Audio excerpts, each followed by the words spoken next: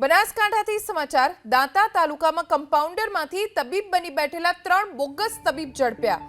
એસઓજીએ આરોગ્ય વિભાગ અને સ્થાનિક પોલીસની ટીમને સાથે રાખી મોટા બામોદરા ગામમાંથી 3 બોગસ તબીબને ઝડપી લીધા છે।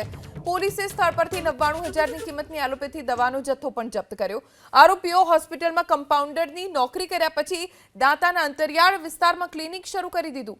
પોલીસે જસવંતજી સોલંકી, પ્રભાતજી ઠાકોર અને મનુ રાવળને ઝડપી કાયદેસરની કાર્યવાહી હાથ ધરી છે।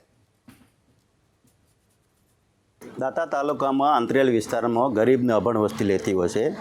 ત્યાં જે ડૉક્ટરો છે, ડૉક્ટર બની બેઠેલા હોય છે, એ જે કમ્પાઉન્ડરનો જે જોબ કરીને અહીંયા આવ્યા છે ને અહીંયા હોસ્પિટલ ખોલીને જે અંતરિયાળ વિસ્તારમાં જે લોકો સાથે આરોગ્યને છેડા કરતા હોય છે।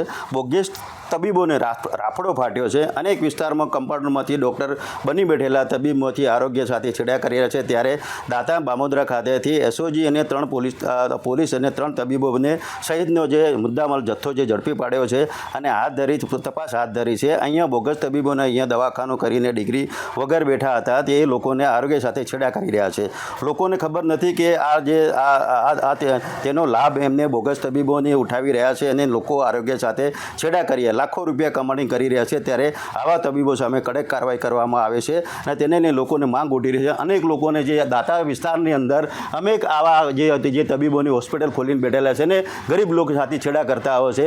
લોકોની માંગ છે કે આ તાત્કાલિક એવા જે બોગસ ડૉક્ટરો છે એમને જે આરોગ્યની છેડા કરે છે એમની સાથે કાયદેસરની કાર્યવાહી કરવામાં આવે। અત્યારે જો 3 જે તબીબોને પકડી જે Hadad police station SOG police આરોગ્ય કેન્દ્ર ટીમે જે દરોડા પાડીને આ લોકોને અટકાયત કરી અને અત્યારે તો એમની તપાસની તજદીદ હાથ ધરી છે।